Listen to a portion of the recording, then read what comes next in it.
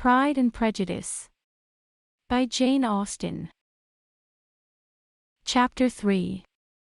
Not all that Mrs. Bennet, however, with the assistance of her 5 daughters, could ask on the subject, was sufficient to draw from her husband any satisfactory description of Mr. Bingley. They attacked him in various ways, with barefaced questions, ingenious suppositions, and distant surmises, but he eluded the skill of them all, and they were at last obliged to accept the second-hand intelligence of their neighbour, Lady Lucas. Her report was highly favourable. Sir William had been delighted with him. He was quite young, wonderfully handsome, extremely agreeable, and, to crown the whole, he meant to be at the next assembly with a large party. Nothing could be more delightful. To be fond of dancing was a certain step towards falling in love, and very lively hopes of Mr. Bingley's heart were entertained. "If I can but see one of my daughters happily settled at Netherfield," said Mrs. Bennet to her husband, "and all the others equally well married, I shall have nothing to wish for." In a few days Mr. Bingley returned Mr. Bennet's visit, and sat about 10 minutes with him in his library. He had entertained hopes of being admitted to a sight of the young ladies, of whose beauty he had heard much, but he saw only the father.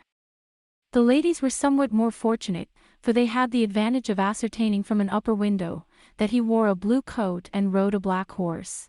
An invitation to dinner was soon afterwards dispatched, and already had Mrs. Bennet planned the courses that were to do credit to her housekeeping, when an answer arrived which deferred it all.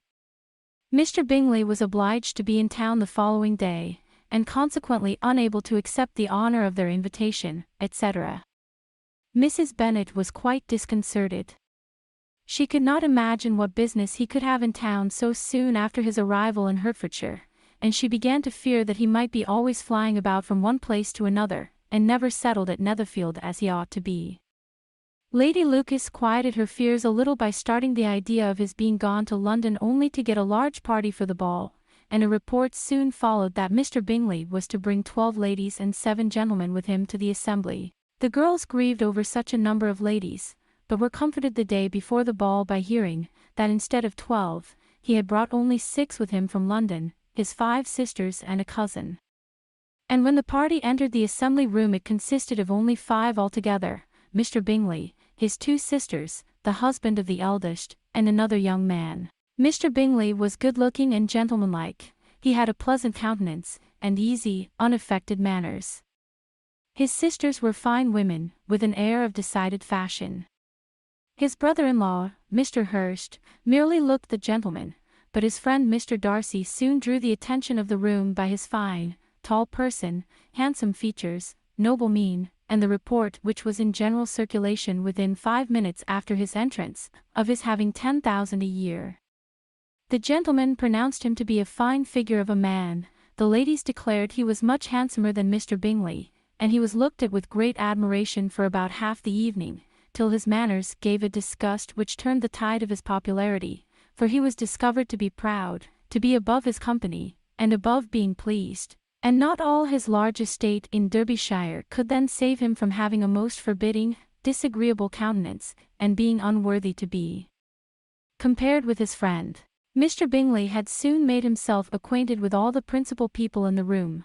He was lively and unreserved, danced every dance, was angry that the ball closed so early, and talked of giving one himself at Netherfield.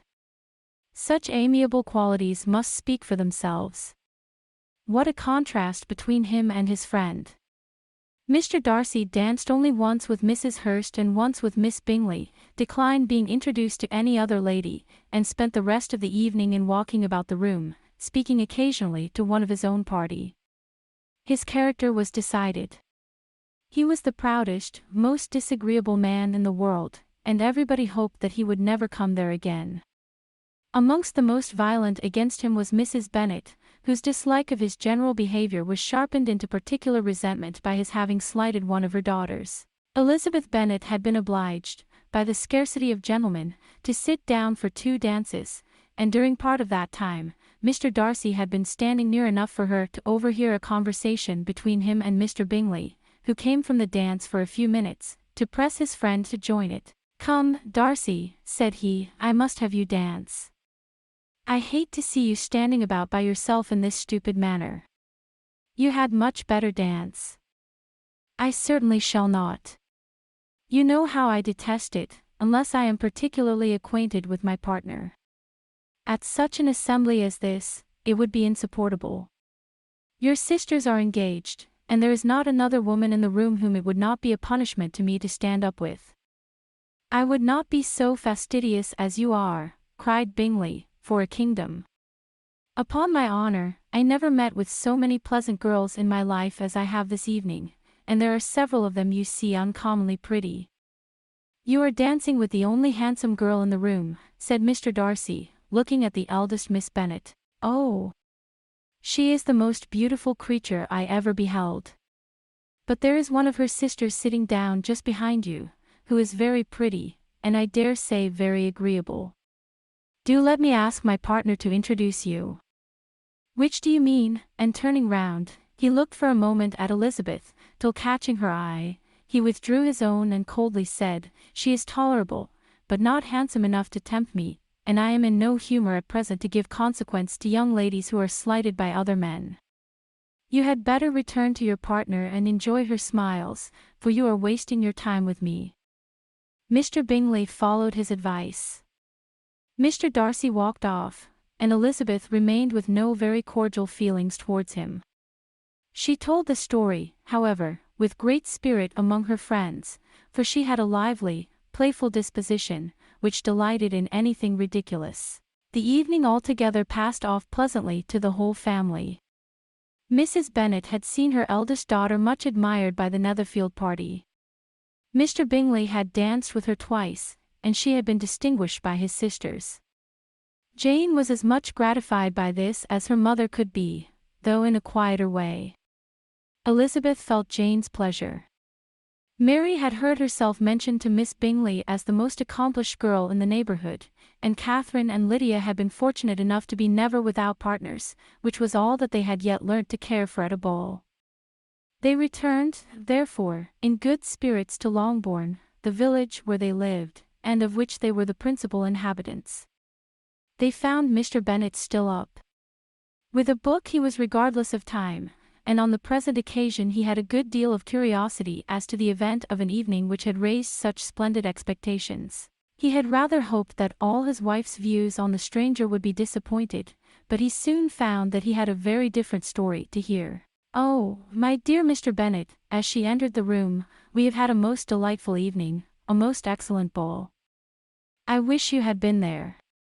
Jane was so admired, nothing could be like it.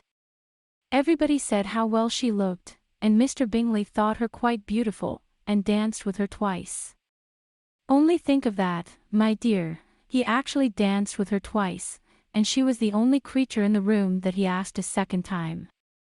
First of all, he asked Miss Lucas.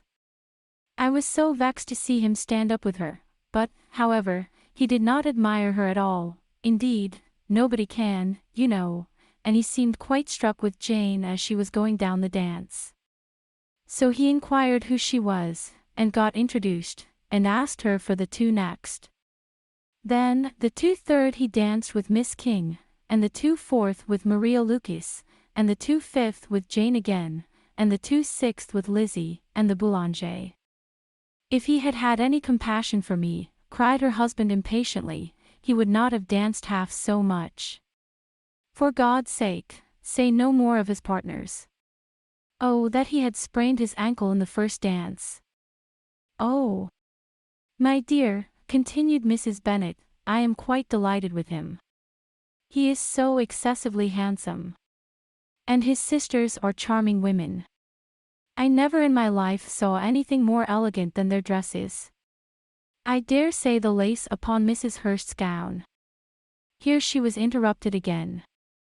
Mr. Bennet protested against any description of finery. She was therefore obliged to seek another branch of the subject, and related, with much bitterness of spirit and some exaggeration, the shocking rudeness of Mr. Darcy. But I can assure you, she added, that Lizzie does not lose much by not suiting his fancy, for he is a most disagreeable, horrid man, not at all worth pleasing. So high and so conceited that there was no enduring him. He walked here, and he walked there, fancying himself so very great. Not handsome enough to dance with. I wish you had been there, my dear, to have given him one of your set-downs. I quite detest the man. Chapter 4.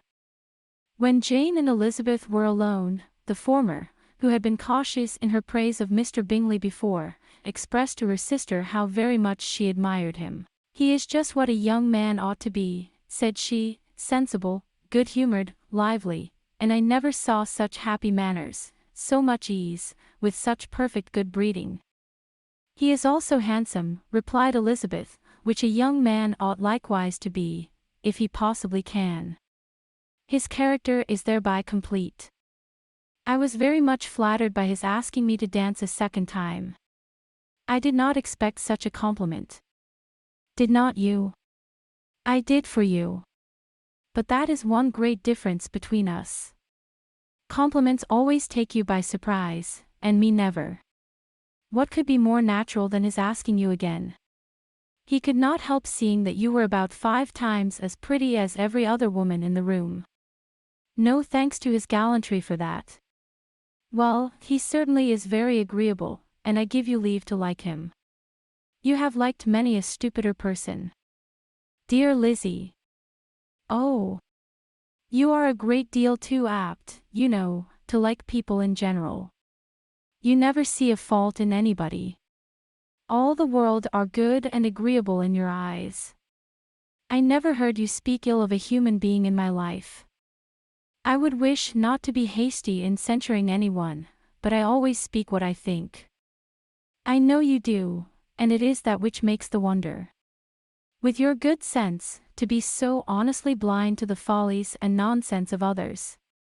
Affectation of candor is common enough, one meets with it everywhere.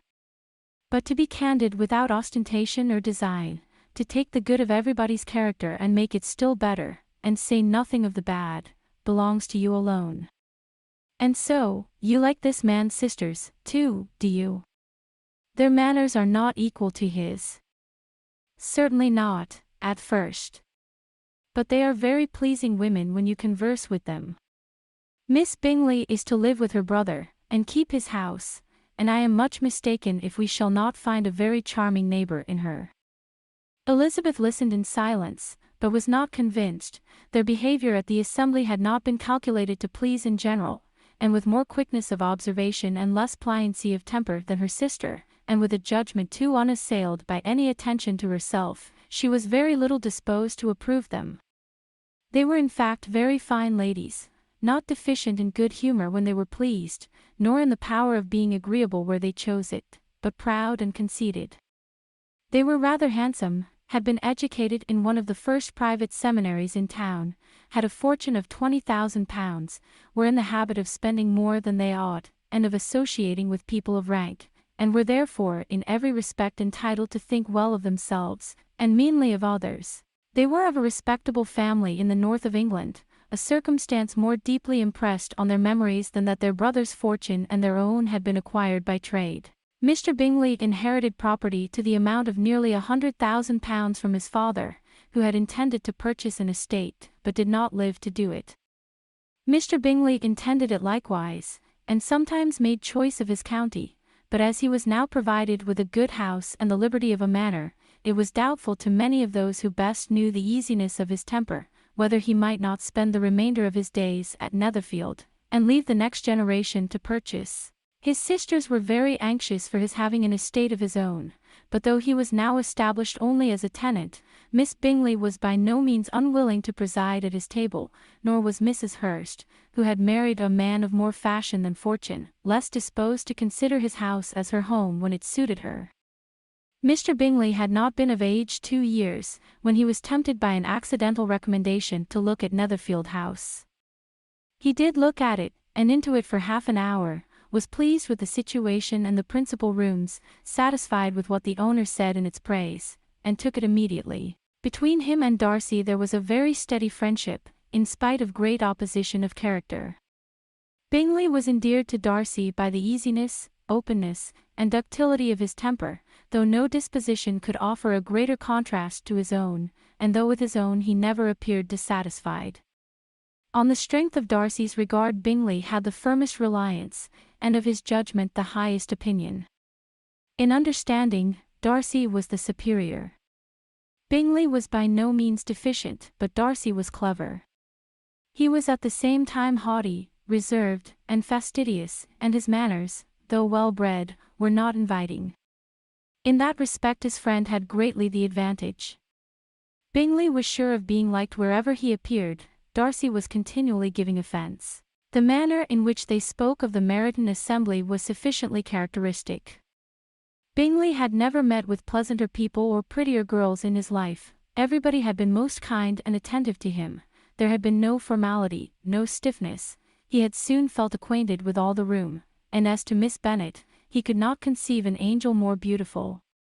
Darcy, on the contrary, had seen a collection of people in whom there was little beauty and no fashion, for none of whom he had felt the smallest interest, and from none received either attention or pleasure.